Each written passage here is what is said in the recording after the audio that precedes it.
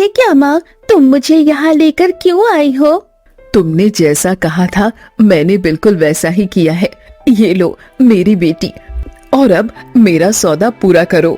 तभी बरगद के पेड़ में अचानक तेज रोशनी फैलती है और नीतू उस पेड़ में समाने लगती है। नहीं माँ, ये क्या हो रहा है? मैं इस पेड़ में क्यों समा रही हूँ? माँ माँ, मुझे बाहर निकालो। देखते ही देखते नीतू उस पेड़ में समा जाती है। तभी अचानक वो बरगद का पेड़ पूरी तरह से काले रंग में बदल जाता है। तब पेड़ से नीतू की रहस्यमय आवाज गूंजती है। अब वही होगा जो मैंने सोचा है। जल्दी से मुझे घर जाना होगा। अगर इसके पिता को पता चल गया कि मैंने ये कदम उठाया है तो पता नहीं वो क्या करेंगे। उनके उठने से पहले मुझे घर पहुंचना होगा। दामिनी अपने घर पहुंच जाती है। तभी वो एक बड़े कमरे में जाती है जहां एक घड़ा रखा होता है। दामिनी 2 सेकंड खड़ी होती है और इतने में ही उस घड़े में तेजी से सोने चांदी के सिक्के भर जाते हैं, जिसे देखते ही वो खुशी से झूम उठती है। आखिर इसीलिए तो मैंने इतने वर्षों से ये सब काम किया। आखिरकार मुझे सोने के सिक्कों से भरा पहला घड़ा मिल ही गया। अब तो मुझे हर सप्ताह ये सोने से भरा घड़ा मिलेगा। अब तो हमारी किस्मत खुल जाएगी। इतना कहकर दामिनी खुशी से झूमने लगती है और तभी उसकी आंखों के सामने पुराना मंजर घूमने लगता है। सुबह का समय है। दामिनी परेशान होकर घर के बाहर बैठी हुई है। हे भगवान, मेरी शादी के पूरे 8 वर्ष हो गए पर अभी तक मेरी कोई औलाद क्यों नहीं हुई? मुझे किसी भी कीमत में माँ बनना ही है, चाहे इसके लिए जो भी करना पड़े। इतना कहकर दामिनी वहाँ से निकल पड़ती है और घने जंगलों के रास्ते जाने लगती है। तभी रास्ते में 2 औरतें आपस में बात कर रही होती हैं। दामिनी छुपकर उनकी बात सुनने लगती है। अरे तूने सुना है जंगल पर एक बूढ़ी औरत रहती है? सुना है वो जो कहती है वो सच हो जाता है। हाँ बहन, उस बूढ़ी औरत के पास एक ऐसी जादुई शक्ति है कि जो भी पास गया है आज तक खाली हाथ नहीं लौटा। मुझे भी उस बूढ़ी औरत के पास जाना चाहिए। क्या पता उसके आशीर्वाद से मेरी गोद भर जाए। फिर दामिनी वहाँ से निकल पड़ती है और घने जंगलों से होती हुई बूढ़ी औरत की कुटिया में पहुँच जाती है। आओ दामिनी, आओ, बताओ कैसे आना हुआ? मैंने आपके बारे में सुना है अम्मा कि आप सभी के गोद भरती हैं। मैं भी आपके पास एक आस लेकर आई हूँ। मैं माँ नहीं बन पा रही हूँ। मुझे ऐसा आशीर्वाद दीजिए कि मैं माँ बन सकूँ। क्यों नहीं, मैं तुम्हें माँ बनने का आशीर्वाद दे सकती हूँ, लेकिन इसकी भी एक कीमत चुकानी पड़ती है। क्या तुम वो कीमत चुकाने के लिए तैयार हो? हाँ, क्यों नहीं। मैं धनी भी होना चाहती हूँ और साथ में मुझे माँ भी बनना है। इसके लिए मुझे जो भी करना पड़े मैं तैयार हूँ। तभी बूढ़ी औरत अपनी झोली में से एक जड़ी निकालकर उसे दे देती है। ये जड़ी खा लो। ये जड़ी खाते ही कुछ ही दिनों में तुम्हारी एक बेटी पैदा होगी और जैसे ही तुम्हारी बेटी 20 वर्ष की हो जाएगी उसके बाद तुम्हें अपनी बेटी की शादी नहीं करनी है। उसके बाद तुम्हारी बेटी जितने दिन कुंवारी रहेगी हर सप्ताह तुम्हारे घर में रखे एक घड़े में सोने के सिक्के भरे हुए मिलेंगे। और अगर उसने शादी की जिद की तो? अगर जिस दिन तुम्हारी बेटी ने शादी करने की जिद की उस दिन तुम्हें उसे एक बरगद के पेड़ को सौंपना होगा जो घने जंगलों के बीच मायावी जंगल में पाया जाता है। वहाँ तुम्हारी बेटी सुरक्षित भी रहेगी और साथ में तुम्हें धन भी मिलता रहेगा। क्या तुम ये करने के लिए तैयार हो? हाँ ठीक है, मैं अपनी बेटी को आजीवन कुंवारी रखूंगी। बस मुझे धन चाहिए और माँ बनने का सुख मिल जाए। बस यही काफी है ताकि दुनिया मुझे बाज कहकर ना पुकारे। तभी दामिनी घर आ जाती है और वो बूटी खा लेती है। ऐसे ही कुछ समय बीत जाता है और उसकी एक बेटी पैदा हो जाती है। धीरे धीरे वक्त बीतता है और 20 वर्ष पूरे हो जाते हैं। एक दिन नीतू घर से बाहर जा रही होती है कि तभी दामिनी उसे रोक लेती है। रुक जाओ नीतू, कहाँ जा रही हो? कुछ नहीं माँ, मैं बस वो तालाब से पानी लेने जा रही हूँ। ठीक है, फिर जल्दी आ जाना। फिर नीतू वहाँ से चली जाती है। तभी इतने में दामिनी का पति गणेश वहाँ आता है। क्या हो गया भाग्यवान?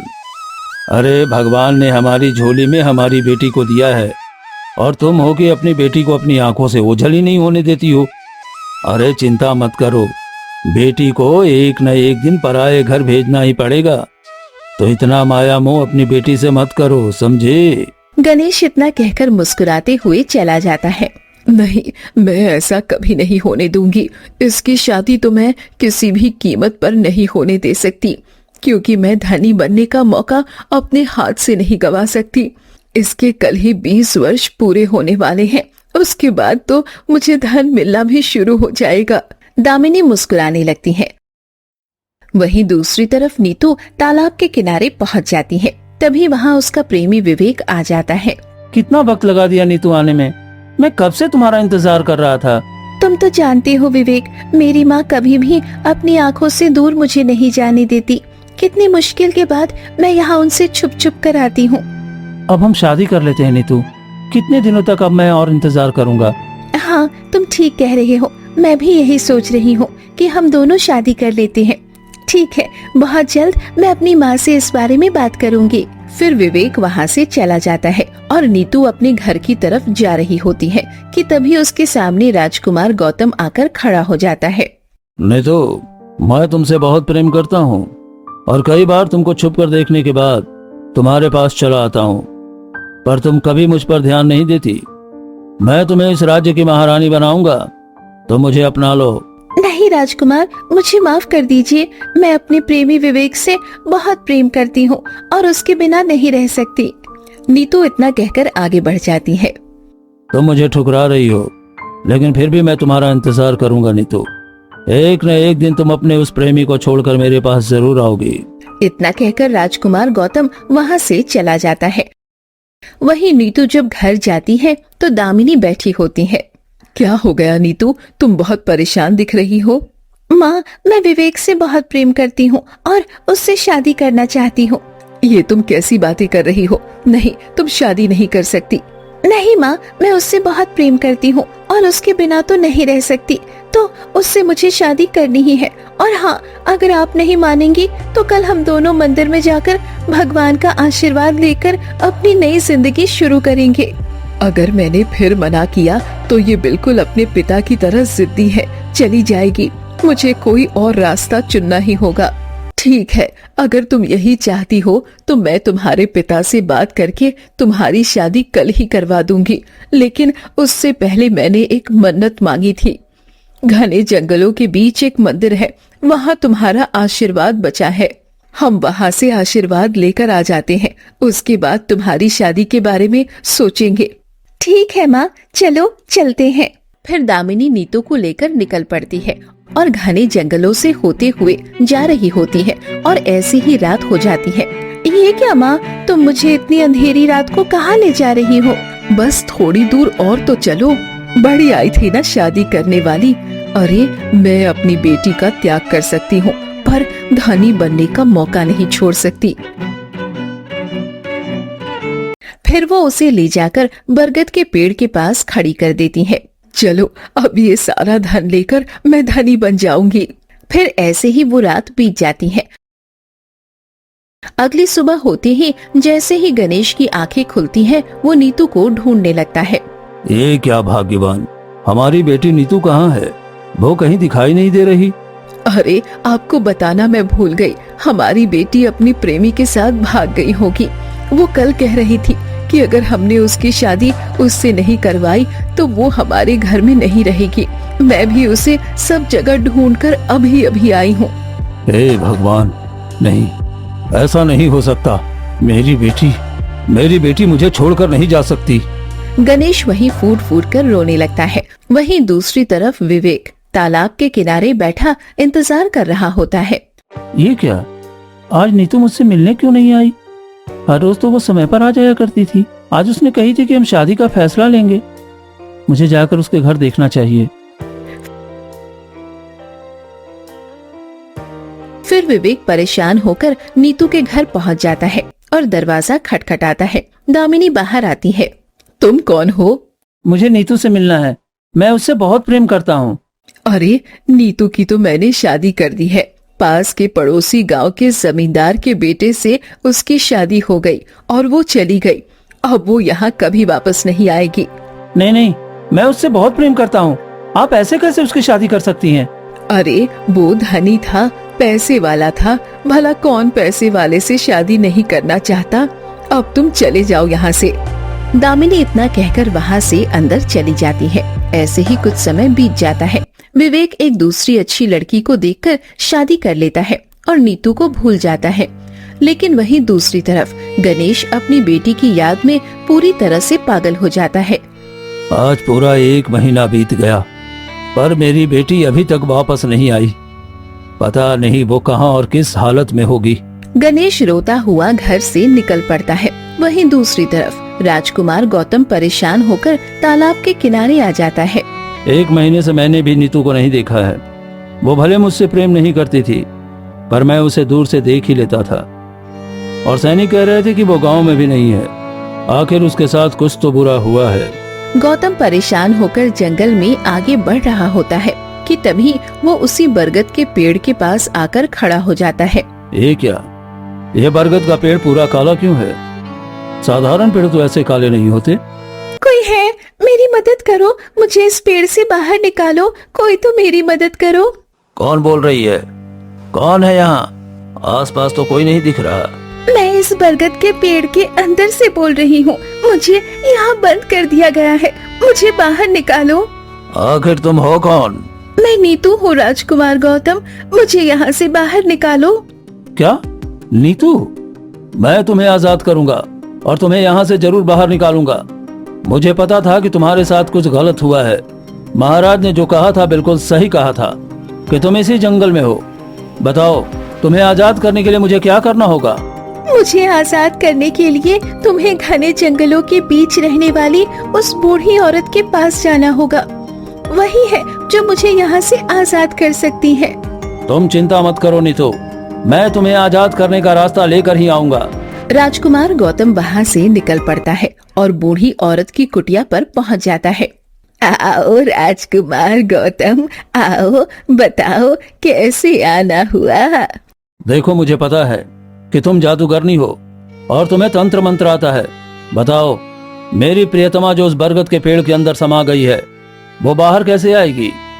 मैं सबकी मदद करती हूँ, पर उसकी एक कीमत होती है राजकुमार।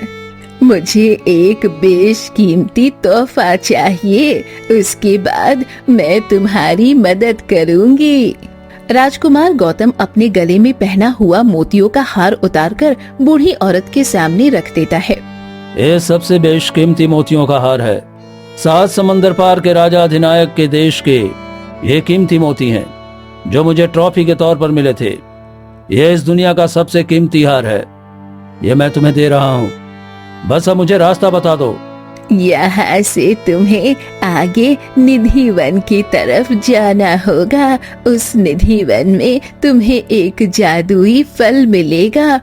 उस फल को लाकर जैसे ही उसका रस निचोड़कर उस बरगद के पेड़ पर डालोगे, वो अचानक अपने उस पेड़ के रूप से बाहर आ जाएगी। अब जाओ, वक्त बहुत कम है। राजकुमार गौतम वहाँ से निकल पड़ता है और निधि वन की तरफ बढ़ता है। बचपन में मैं अपने पिता के साथ निधि वन के जंगलों में गया था। वो सच में बहुत ही डरावना और रहस्यमयी है। लेकिन मुझे अपने प्रेम को बचाना है, तो मुझे ये रास्ता अपनाना ही होगा। वो इतना कहकर निधि वन के अंदर चला जाता है। वहाँ चारों तरफ बहुत सारे अजीब पेड़ पौधे और अजीब अजीब से फूल खिले होते हैं। मुझे बहुत घबराहट महसूस हो रही है, पर मैं डर नहीं सकता। मुझे आगे बढ़ना ही होगा। तभी उसे एक पेड़ पर एक सुनहरा फल चमकता हुआ दिखाई देता है। सब फलों से ये फल बिल्कुल अलग है। यानी यही वो फल है जिसे मुझे लेकर जाना है। राजकुमार गौतम जैसे ही उस फल को तोड़ने के लिए हाथ आगे बढ़ाता है, अचानक उस पेड़ से एक औरत की तेज रहस्यमय आवाज गूंजती है। रुक जाओ राजकुमार, ये फल ऐसे नहीं तोड़ सकते। अगर ये फल लेना है तो पहले मेरे सवाल का जवाब दो। ठीक है, मैं तुम्हारे सवाल का जवाब देने के लिए तैयार हूँ, बस मुझे ये फल चाहिए। तो सुनो मेरा सवाल, क्या तुम अपने सच्चे प्रेम को पाने के लिए अपने जीवन का सबसे बड़ा त्याग करने के लिए तैयार हो? यदि इस फल को ले जाने में तुम्हारी जान पर बन आए या तुम्हें अपना सर्वस्व खोना पड़े, तो क्या तुम पीछे नहीं हटोगे? क्या तुम्हारा प्रेम निस्वार्थ है? हाँ देवी, मेरा प्रेम बिल्कुल निस्वार्थ है। नीतू की जान बचाने के लिए और उसे उस कैद से आजाद करने के लिए मैं अपना राजपाट, अपना सुख और यहाँ तक कि अपने जीवन का त्याग करने के लिए भी तैयार हूँ। मेरे लिए उसके जीवन से बढ़कर इस संसार में कुछ भी नहीं है। तुमने बिल्कुल सही और सच्चा जवाब दिया है राजकुमार, तुम्हारा प्रेम पवित्र है। इतना कहते ही वो सुनहरा फल खुद टूटकर गौतम के हाथों में आ जाता है। एक बात याद रखना राजकुमार, सूर्य अस्त होने से पहले इस फल का रस तुम्हें उस बरगद के पेड़ पर डालना होगा, वरना ये फल बेकार हो जाएगा। और यदि तुम समय पर नहीं पहुँचे तो तुम खुद भी एक पत्थर की मूर्ति बन जाओगे। ठीक है, मैं जाने के लिए तैयार हूँ। फिर गौतम वो फल लेकर वहाँ से निकल पड़ता है और घने जंगलों से होते हुए उस बरगद के पेड़ के पास आ जाता है। मुझे जल्दी से इस फल का रस इस पेड़ के ऊपर डालना होगा, सूर्य अस्त होने ही वाला है।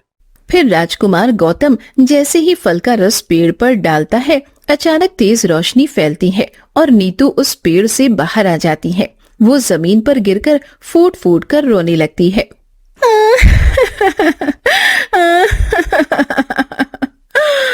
आज पूरे 1 महीने बाद मैं इस पेड़ की कैद से बाहर निकली हूँ।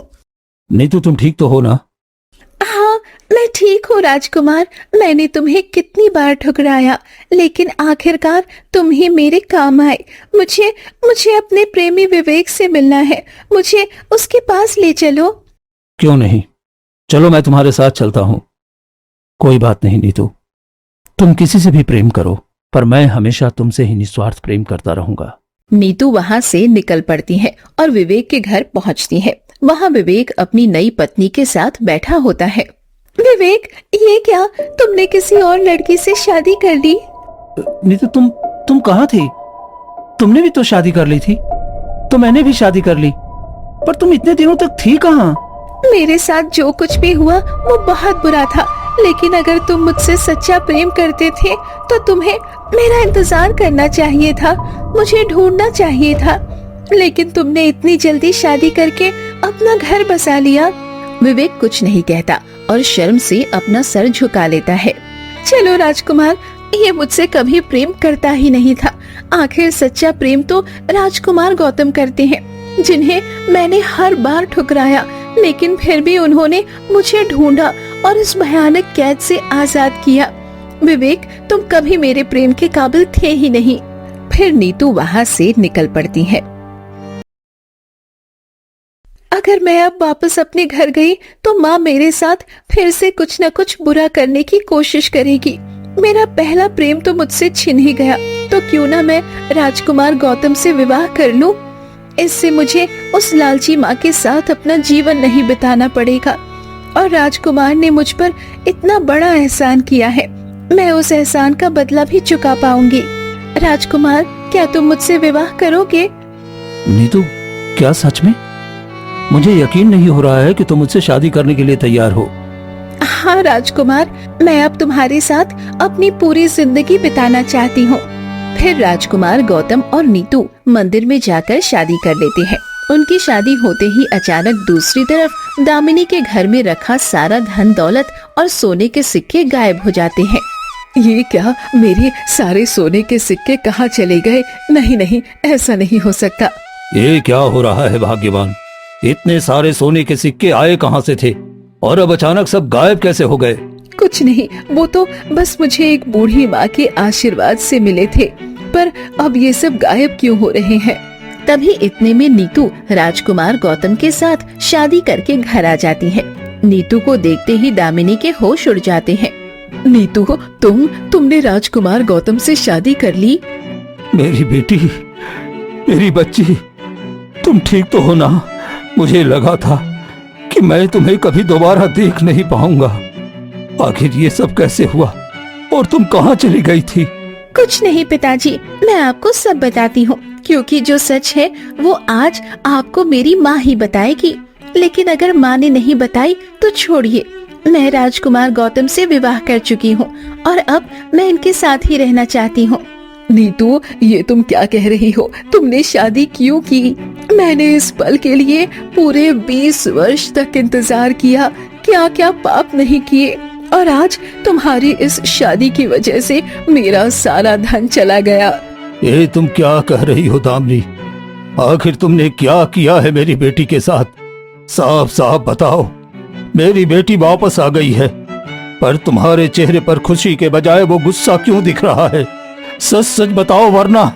दामिनी डरकर गणेश को रोते हुए सारा सच बता देती है कि कैसे उसने धन के लालच में नीतू को बरगद के पेड़ को सौंप दिया था। ये भयानक सच सुनते ही गणेश के पैरों तले जमीन खिसक जाती है।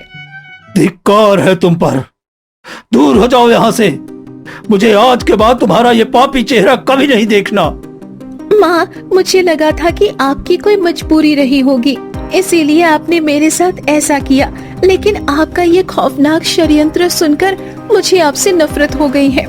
मैं भी आपका चेहरा अपनी पूरी जिंदगी में कभी नहीं देखना चाहती। बेटी, तुम जाओ और राजकुमार के साथ सुख से अपना जीवन जियो, यही मेरा आशीर्वाद है। फिर राजकुमार गौतम नीतू को लेकर वहाँ से चला जाता है। दामिनी, आज से तुम समझ लेना कि तुम्हारी बेटी भी तुम्हारे लिए मर गई और मैं भी। मैं अपना बाकी का जीवन कहीं भी मांग कर बिता लूंगा, पर तुम्हारे जैसी लालची औरत के साथ कभी नहीं रहूंगा। फिर गणेश भी घर छोड़कर चला जाता है। दामिनी वहीं बैठकर फूट फूट कर रोने लगती है। मैंने ये क्या कर दिया?